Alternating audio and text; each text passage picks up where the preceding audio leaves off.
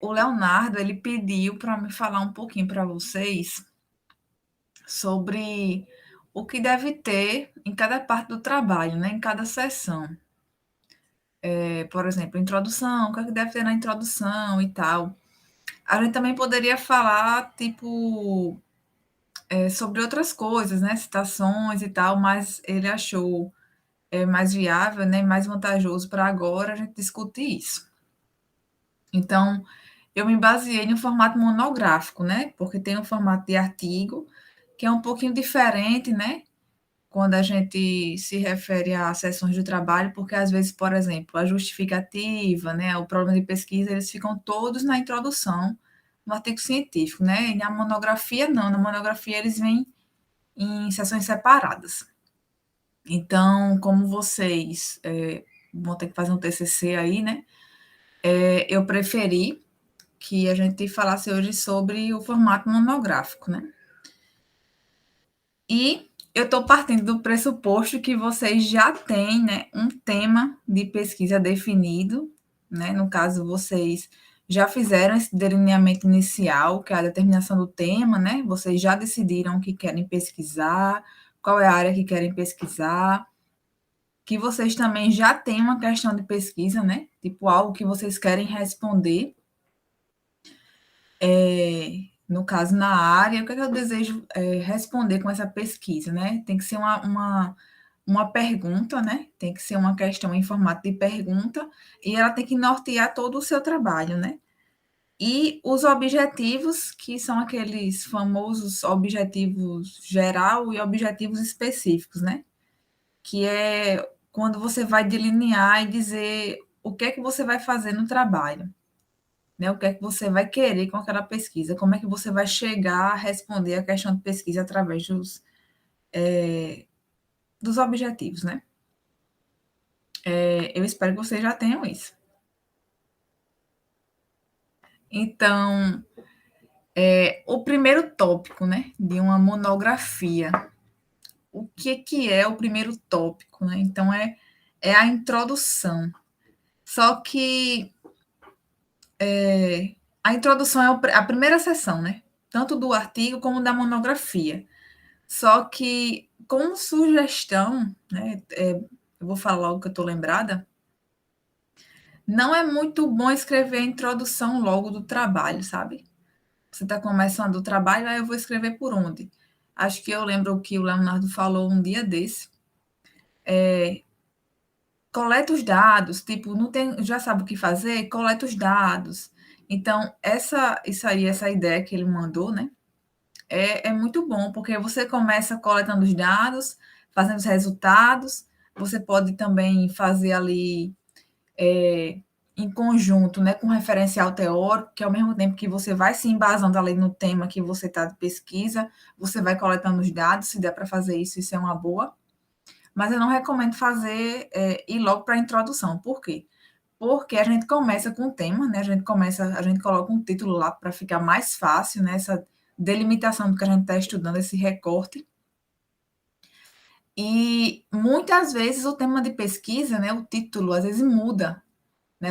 A gente começa fazendo uma coisa e daqui a pouco a gente está fazendo outra. Então, tipo, para não correr o risco de ficar fazendo e refazendo a introdução, o mais aconselhável é fazer a introdução por último, né? Ali quando a gente estiver quase terminando um trabalho, antes da conclusão, talvez, mas tipo depois que o trabalho já está bem embasado, né?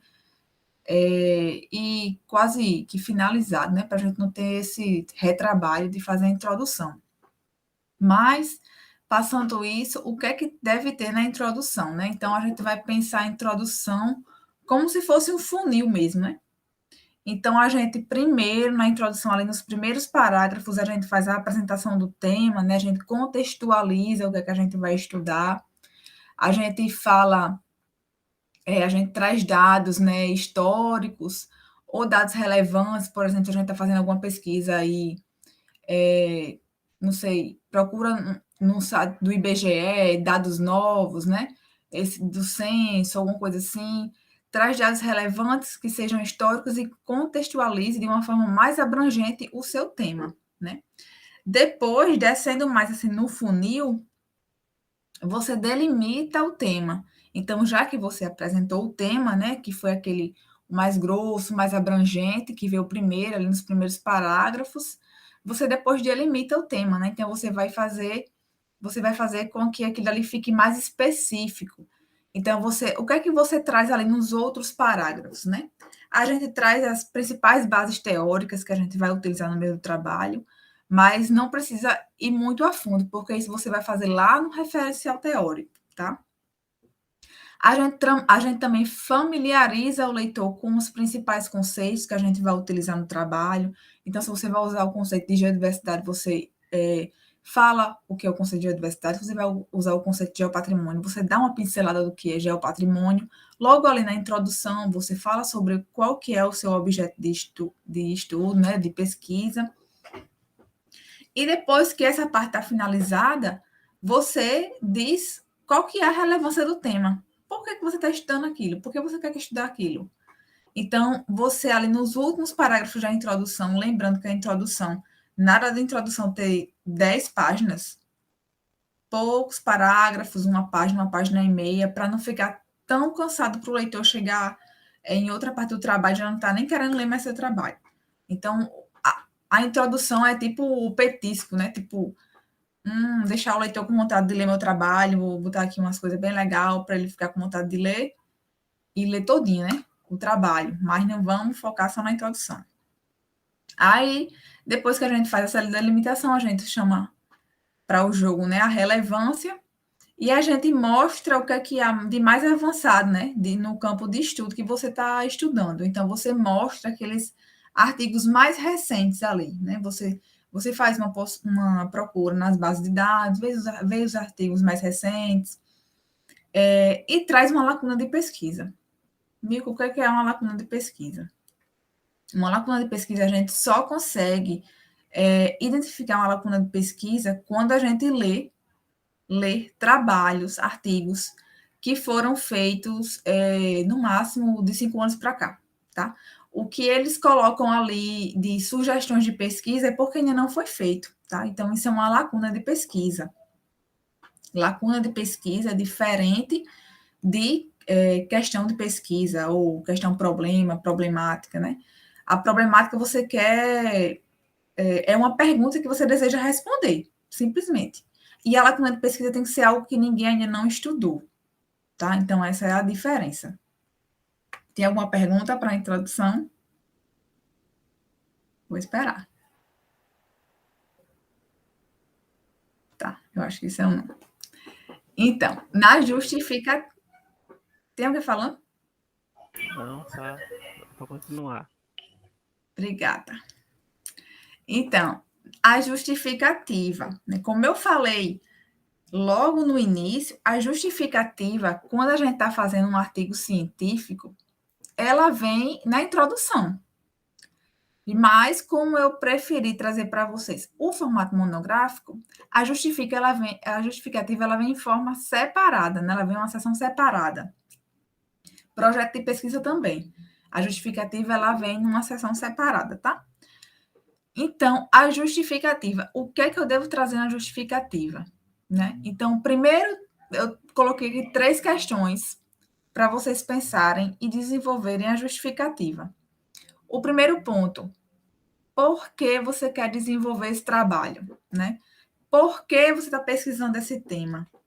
Qual é a razão dele ser realizado? Por quê? Por que ele é tão importante? Então, você vai ter que defender, né? Você vai ter que defender. Se for, por exemplo, se você quiser fazer um projeto de pesquisa, você precisa colocar uma justificativa plausível e bem embasada, porque a pessoa lá responsável para passar ou não o seu projeto vai ler a sua justificativa. E se ela for fraca, ele não vai passar. Tá? Então, a segunda pergunta, o que é que você almeja com esse trabalho? Então, você vai descrever qual a função que esse trabalho tem. Qual é a função do seu trabalho? Quais são as intenções? Por que você quer desenvolver ele? Tudo isso é defendendo o seu trabalho. A justificativa é para defender. Eu estou defendendo meu trabalho para ele servir para tal coisa. Ele vai servir para essa coisa, vai ajudar isso, tá? Que é justamente essa terceira pergunta, né? Qual é o impacto do seu trabalho? Então, você, na justificativa, você vai ter que dizer qual é o público que vai ser impactado. Qual ele vai ajudar a descobrir, né, a colocar ali mais um tijolinho de conhecimento na sua área científica, né? Ele vai conduzir a novos conhecimentos, ele vai apresentar uma solução para algum problema, né, social ou científico, porque a justificativa, muitas vezes as pessoas já vi, pessoas colocarem assim no trabalho. Eu moro em tal canto e eu vejo que isso aqui é um problema social e eu estou tentando fazer esse trabalho para tentar resolver. Certo, legal. Mas a justificativa ela tem que ter essa vertente social, mas ela também tem que ter uma vertente científica. Então, o que é que ela vai ajudar nessas duas vertentes, né? Então, ela vai ter que ter tanto para um lado quanto para o outro, você vai ter que defender esses dois pontos de vista. Aí eu coloquei aqui um sinalzinho de atenção, né, em relação à justificativa. Na justificativa, a gente precisa evitar clichês e generalidades. Então, a gente não precisa, não é minha pauta assim. Esse trabalho é muito importante porque vai ajudar a conseguir a paz para o mundo. Não. Isso é muito geral, você não vai conseguir fazer isso, tem que ser uma coisa mais específica, né? Porque não vai conseguir fazer. Então, você vai apresentar seus argumentos, sempre especificando quem vai se beneficiar com a resolução do problema que você deseja resolver. Por exemplo, eu vou estudar aqui geoturismo, no caso do Elson, né? Vou estudar o geoturismo e ele vai beneficiar quem? Vai beneficiar uma população, vai beneficiar uma localidade, vai beneficiar a ciência, porque tem pouco debate sobre isso em relação à geodiversidade, o que é que vai beneficiar? Você vai ter que colocar isso na justificativa, tá? Alguma pergunta? Não. Certo. Então, primeiro não, o terceiro tópico, né? Eu acho. Que é o referencial teórico, né? Muita gente chama de percurso teórico, ou sei lá, muitos nomes para o referencial teórico, mas enfim, é o referencial teórico. Como é que a gente deve começar o referencial teórico, né? Ai, meu Deus, eu não sei como é que começa o referencial teórico.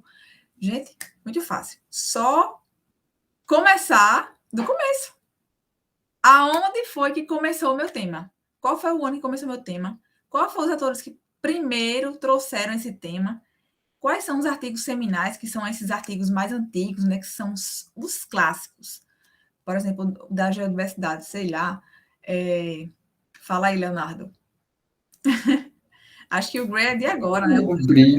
Brilha, Gray, Sharpless. O Aqui no Sharpless. Brasil, Marx. 2002, o Sharp, né? Sei lá, mais antigo e tal. Então, esses são os autores principais e eles também têm trabalhos seminais, tá? Então, primeiro comece mostrando isso. Primeiros parágrafos do referencial teórico, tais autores trouxeram não sei o quê, nananã, nananã, no ano tal, nananã, tá? Então, depois de apresentar, fazer essa contextualização ali, né, dos artigos, de onde começou, como foi que surgiu essa temática, a gente vai apresentar os conceitos. Então, a gente vai trazer as principais definições, né? A gente vai trazer os conceitos, o que é geodiversidade, né? Diferente do que a gente botou na introdução, tá? Na introdução foi só uma pincelada. Aqui a gente dá um enfoque maior no que é, e a gente mostra as divergências conceituais, né? No nosso caso, por exemplo, tem uma divergência conceitual, que tem gente que diz, tem gente que leva o termo patrimônio geológico e tem gente que conceitua como geopatrimônio. Então, isso é uma divergência de conceito. A gente mostra essas divergências de conceito, tá? E diz qual é a definição que você escolheu. Se você escolheu o geopatrimônio, eu escolhi. O trabalho vai ser baseado no conceito de geopatrimônio, de tal pessoa, né? E diz por que você escolheu isso para o seu trabalho, tá? Porque você acredita que é o melhor, não sei. Aí você vai justificar.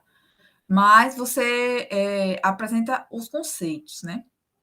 Depois dos conceitos apresentados, o que é que a gente vai trazer?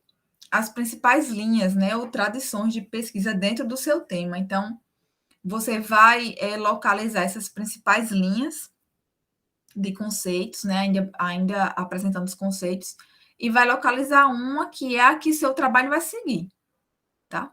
Então, você segue com aquela linha de conceito, você vai explicar quais são os autores que você está levando em consideração, que você está levando como base, e daí colocar isso tudo no referencial teórico. Continuando, no referencial teórico também pode ir estudos de bibliometria, tá? Que são as bibliometrias ou as revisões sistemáticas. Por quê? Porque esses estudos, geralmente, eles são bem atuais, tá? Então, a gente começou mostrando ali os primeiros artigos, né, os artigos seminais, os conceitos, né? A linha teórica que o seu trabalho vai seguir e quais são as possibilidades dessa temática mais para frente. Aí a gente apresenta através desses artigos aí, tá? Através das bibliometrias e revisões sistemáticas, que é justamente trazer esses artigos recentes, né? Que a gente chama do estado da arte, que são esses últimos anos, né? Esses cinco últimos anos. Se, por exemplo, o artigo foi, a gente está em 2021, 2016, para cá, são os artigos recentes, tá? Pronto, isso foi o referencial teórico. O que a gente vai trazer para referencial teórico? Alguma dúvida? Não. Só repete dar um dele sobre o tópico 4 da apresentação bibliometria. Eu não vou ler um Certo. pouquinho. Saber o que é, né? Sim. Tá. As bibliometrias, elas são estudos que mostram, tipo, a quantidade das. Então, é assim, vou explicar direitinho. Você entra numa base de dados e você coloca palavras-chave lá, por exemplo, geodiversidade e geoturismo, né? Aí você faz a junção dessas duas palavras-chave e bota a base de dados para procurar. Os trabalhos que saírem ali, né? Você vai escolher quais são os aspectos, né, que você quer estudar daqueles trabalhos. Então, tipo assim, eu quero responder a pergunta: qual é o país que publica mais trabalhos sobre geodiversidade e geoturismo? Aí, naqueles trabalhos que a base de dados me deu, né, com o software vai me dizer que sei lá, é Espanha e Portugal que publica mais trabalho. Pronto, essa pergunta foi respondida através do software, tá? Aí, por exemplo, eu quero responder outra pergunta. Quais são as universidades que mais publicam? Aí, com base naquele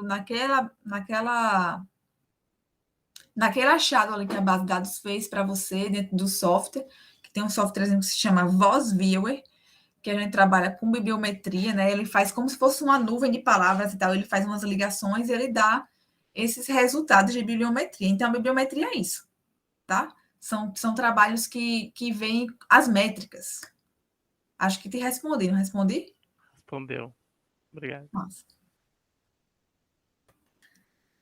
Então, o próximo é a seção de métodos, né? Seção de métodos é um negócio extenso. Eu decidi trazer só esses 3 tópicos que eu acho, assim, os principais. Só que daí, na seção de métodos, ela também tem, dentro dessa delimitação do universo da pesquisa, né, também tem outras coisas. Por exemplo, sua pesquisa, ela vai ser pesquisa de campo, ela vai ser pesquisa bibliográfica, ela vai ser documental, ela vai ser o quê? Né? Então, isso daí é procedimentos técnicos da pesquisa. Qual é o procedimento técnico da pesquisa? Tem outras vertentes também, que é tipo, em relação aos objetivos, ela é o que? Ela é descritiva, ela é exploratória, ela é explicativa. Como é que a gente sabe? Então, tem algumas coisas que são mais minuciosas, e a gente poderia, talvez, trazer só algum dia só falar sobre a seção de métodos, tá? Porque é algo um pouco mais complicado.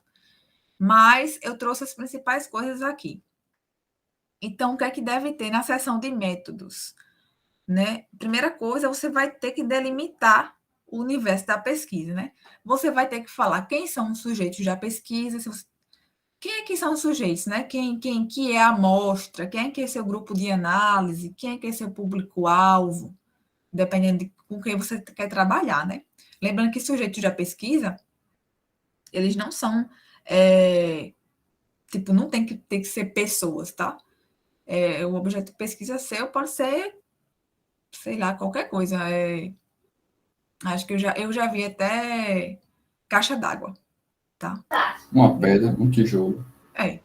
É a sua pesquisa, né? É o seu sujeito de pesquisa ali. O local, você vai ter que descrever o local também, tá? Elson, eu acho que é Bahia, não, Elson é Paraíba, né? Aí ele vai descrever e tal, Paraíba, nananana. Vai ter que dizer também quais são os critérios de inclusão e exclusão. Você usou algum critério de inclusão para incluir alguma coisa? Você vai ter que botar lá. Porque lembrando que a seção de métodos, ela tem que ser uma seção replicável. Alguém tem que pegar o seu trabalho, outro pesquisador tem que pegar o seu trabalho, entender o que foi que você fez ali para replicar. Um trabalho científico, ele tem que ser replicável, tá? Você não pode esconder, eu vou esconder aqui esse detalhezinho porque é para ninguém conseguir fazer. Não, isso está errado, esse pensamento está errado.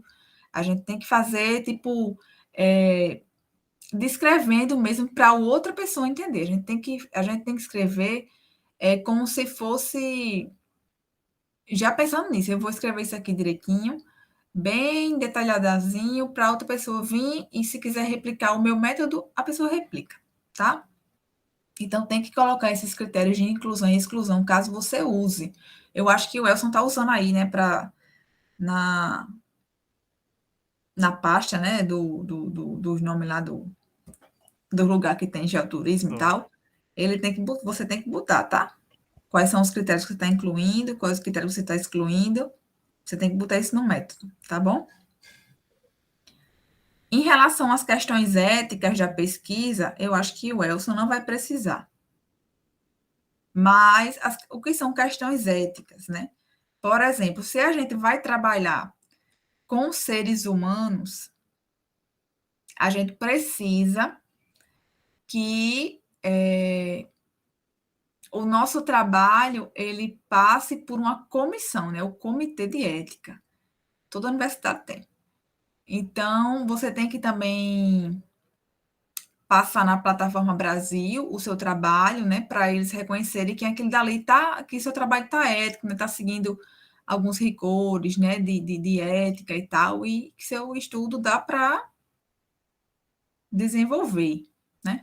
Então, são feitos alguns instrumentos, por exemplo.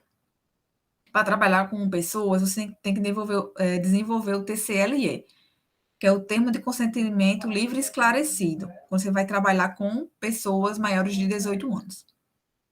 Quando você vai trabalhar com menores, por exemplo, você vai trabalhar numa escola, acho que é a Lentela que estava querendo estudar uma coisa assim, né? Ela ia ter que desenvolver essa questão de ética aí, tá? É um outro tipo de termo, porque é um termo que é utilizado para menores de 18 anos, quem assina são os pais. É um termo de assentimento, que é diferente do termo que as pessoas de 18 anos a mais assinam, né? Que no caso é o termo de consentimento. De menores são termos de assentimento. E ainda tem, quando você quer trabalhar, por exemplo, com a universidade, você quer trabalhar pesquisando os professores, os alunos de uma escola ou de uma universidade, você tem que ter o termo de anuência, que também é ligado a questões éticas, tá? Então, todos esses são termos, e caso vocês queiram trabalhar, vocês vão ter que dar uma pesquisada sobre o que é que trata esses termos, quais são as resoluções que tratam esses termos, para vocês entrarem em contato com o comitê, com o orientador e tal, e afins. Outra coisa que também tem que ter nos métodos, o que é? Instrumento de coleta de dados. Como é que os dados vão ser coletados? Você tem que colocar lá como é que os dados vão ser coletados. Eu vou entrar em cada Instagram que trate de geoturismo e vai ser assim. Você vai ter que detalhar lá como é que você vai botar no instrumento de coleta de dados, tá? Eu botei aqui exemplos, né? Botei a observação, questionário e entrevista, mas pode ser outros, tá? Esses aí são bem usados, são muito utilizados, daí eu decidi colocar como exemplo. O terceiro tópico, análise de dados. Como é que você vai analisar esses dados, né? Então, muita gente coloca, eu vou analisar os dados pelo software, não sei o quê. Análise de dados qual é o instrumento que você vai utilizar para analisar aqueles dados? É um teste estatístico? Como é que funciona esse teste estatístico? Vai te responder o quê? É análise de conteúdo, no caso, se for pesquisa qualitativa, ou análise do discurso, ou alguma outra análise? Você vai se basear em quê para responder esses dados? Quem foi que usou essa análise? Qual foi o autor? Coloca lá, tá? A base que você está utilizando. Alguma pergunta? Acho que não. Não, por mim pode continuar. E os resultados. O tão aguardado resultado. Então, chegou nos resultados.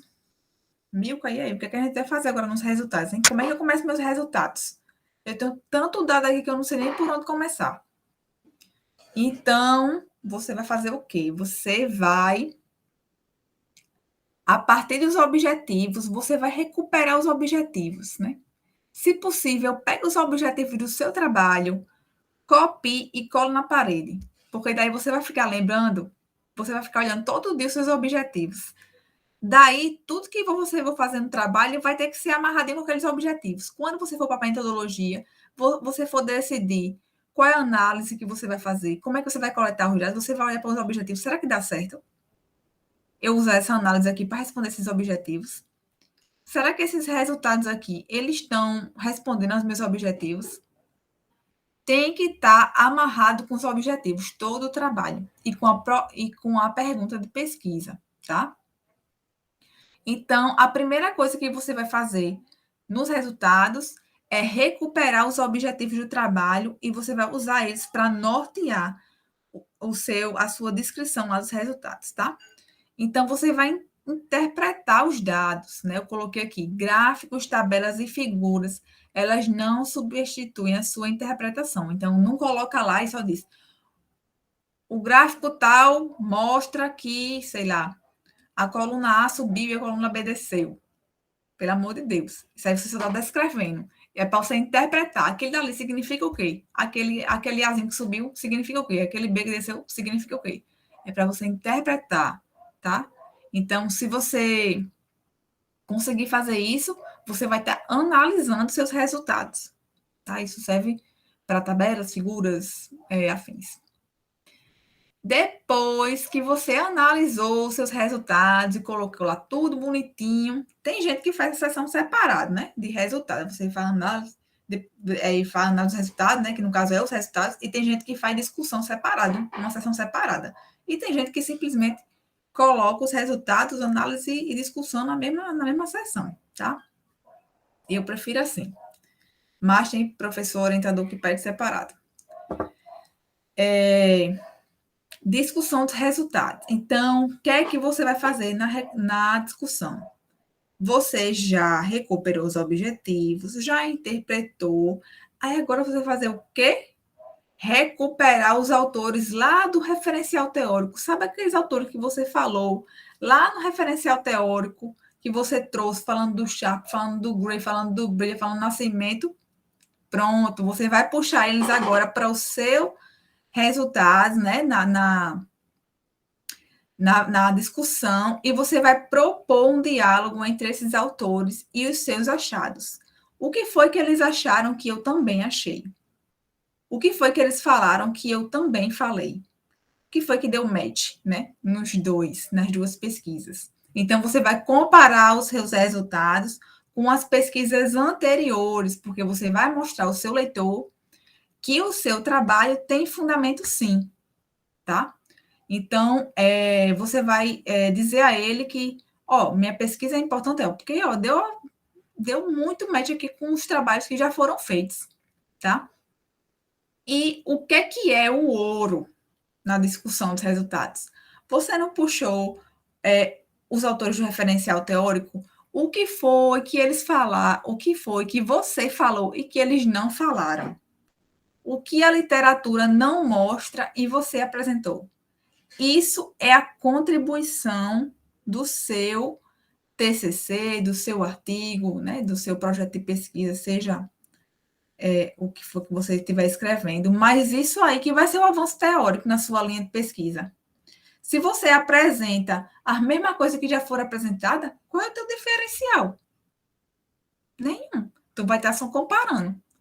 Mas se você acrescenta um pouquinho, nem que seja um pouquinho, já é uma contribuição para a ciência, porque aquele dali nunca foi visto, nunca foi falado, nunca foi tratado. Entendeu? Então, vai fazer com que outras pessoas, elas também avancem no conhecimento, também comecem, a maquinar outras coisas, tá? Através dos seus achados. Alguma pergunta nos resultados? Não. Tá. Pode meter bronca aí. Conclusão, né? Finish. Finalizando o trabalho. Então, o que é que a gente tem que apresentar na conclusão? Né? Então, você vai ter que fazer a síntese dos principais resultados. Mas, por favor, não copie e cole. Pegou lá do resultado, copiou, Ctrl+C, Ctrl+V, pá na conclusão. Às vezes a pessoa está cansada, né? Eu mesmo no meu TCC escrevi isso aqui, só de conclusão, porque eu já estava morta. Aí o povo, meu, mas tu escreveu muito pouco. Mas depois, quando eu fui entregar o trabalho, eu aumentei um pouquinho a conclusão, tá? Deixei bem chopzinha. Mas eu sei que a gente fica cansado. Mas se a gente fizer isso aqui, do jeito que tá aqui, fica show. Então, o que é? Síntese dos principais resultados. Então, a gente vai lá resgatar o objetivo geral de novo. A gente está vendo, a gente sempre resgata o objetivo geral. A gente sempre resgata os objetivos específicos.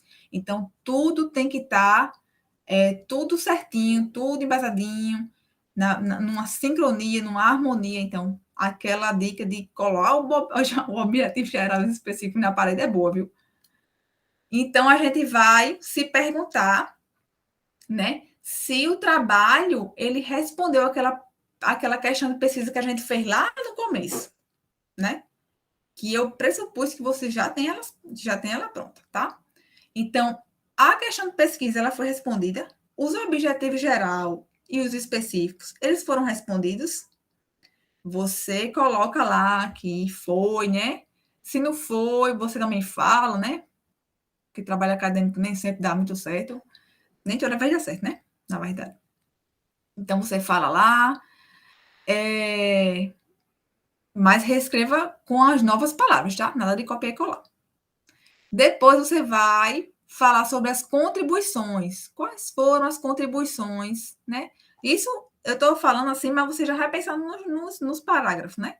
Os primeiros parágrafos ali, você bota a síntese, né? Quais, se respondeu, se não respondeu, os objetivos gerais, os específicos, a pergunta de pesquisa, ou perguntas de pesquisa, porque pode ser mais de uma. E depois você vai falar das contribuições. As contribuições. Seu trabalho tem qual tipo de contribuição no trabalho? Será que tem contribuição social? Contribuição acadêmica? Contribuição gerencial? O que é contribuição gerencial? Por exemplo, o meu trabalha com análise SWOT.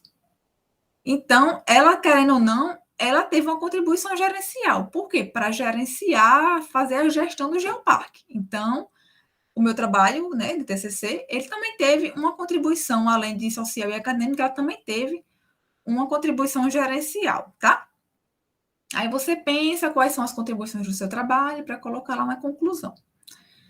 Depois, o que é que eu coloco, Milka? Nas limitações, né? Que é o terceiro tópico. Então, quais foram as limitações encontradas? Né? Tem muita gente que coloca limitação em outro lugar. Mas, dependendo em quem você se baseia, né, para fazer o trabalho e tal, você coloca as limitações na conclusão. Eu defendo esse ponto de vista de colocar as limitações na conclusão, né? Onde fica ali as contribuições, eu acho melhor, assim, esteticamente falando também. Então, quais foram as limitações encontradas em relação às técnicas de coleta de dados colhidos? Muitas vezes a gente coloca assim, a limitação do trabalho foi que não teve carro para o campo, né? E eu fiquei vários meses. A gente também coloca isso, viu? Eu já vi gente colocando que não era limitação, mas eu acho que às vezes é, tá? Mas a gente pode falar também, depende de como a gente fala, viu, no trabalho. Não vamos botar isso do jeito que eu estou falando aqui, não. E o que foi essas limitações, né? O que é que foi a limitação do seu estudo em relação às técnicas de coleta de dados? Você teve alguma dificuldade em coletar os dados? Eu vou dar o que eu passei, né? Por exemplo, eu usei análise SWOT. E daí eu fui coletar os dados através de questionário. Aí, muitas vezes, a técnica que eu estava usando de questionário, as pessoas não entendiam a pergunta. E me respondiam errado, não respondia o que eu estava querendo, não respondia no ponto certo que eu estava querendo, né? Por exemplo, a análise SWOT, ela fala sobre forças, fraquezas, ameaças e oportunidades. Aí o povo botava oportunidade nas forças, as fraquezas nas ameaças. Por quê? Porque eles não tinham esse entendimento que eu tinha, né, sobre o tema mesmo. E eles não deveriam, se eles não tinham um conhecimento sobre isso, eles não deveriam responder correto mesmo, né? Porque para que eles iam aprender isso? Para que eles tinham vontade de aprender? Eu que teria que ver que a técnica que eu escolhi para coletar os dados não ia dar muito certo. Eu teria que ver isso antes, né? Isso foi uma limitação para mim. Eu até falei na minha conclusão que isso foi uma limitação, né? As pessoas, elas colocavam nos locais errados, mas isso não era problema delas. Isso era para eu ter resolvido antes. Isso era para eu ter feito um roteiro antes, né? Ter aplicado alguns questionários antes, que a gente chama de... Não é pré-projeto, não. É um nomezinho que a gente usa para coletar antes. Esqueci. Projeto piloto. Né? Eu deveria ter feito um projeto piloto, ter coletado já para ver se ia dar certo aquelas questões ali de pesquisa, o questionário que eu apliquei ia dar certo. Né? Mas, no final da conversa, deu certo, né? Apresentei o TCC e estou aqui hoje formada. Mas isso foi uma limitação, tá? Então, a gente também tem que colocar lá na conclusão quais foram as limitações das suas técnicas, né? Que você escolheu ali para o seu estudo, né? Porque isso pode ser importante para construir novas pesquisas, né? O pesquisador vai lá trabalhar, por exemplo, com análise SWOT, ela vai ver que aquele resultado ali, ela vai adaptar. Por quê? Porque eu falei ali que não deu muito certo, que o povo botou errado. Então, o próximo pesquisador já vai pensar certinho e dizer, ó, vou fazer um projeto piloto antes de aplicar esse questionário, né? Ele pode ter outros pensamentos para melhorar aquele questionário que eu fiz, né? Adaptar, alguma coisa assim. Então, isso entra como limitações, tá? E, por fim, você faz sugestões para pesquisas futuras, né? Então, considerando suas contribuições, né, sua contribuição social, sua contribuição acadêmica, gerencial, seja de que quesito for, e as suas limitações, né? O que é que você sugere para outros pesquisadores? Então, aí nos últimos parágrafos, você vai colocar, né?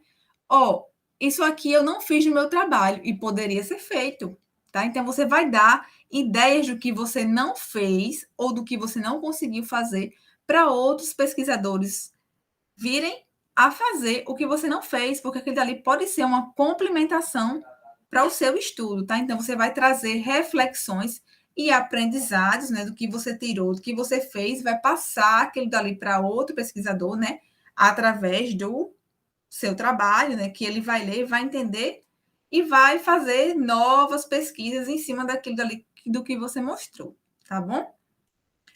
Para hoje era isso. E eu espero que tenha entendido tudo certinho. Se não entender, eu vou ficar aqui para a gente conversar, tá?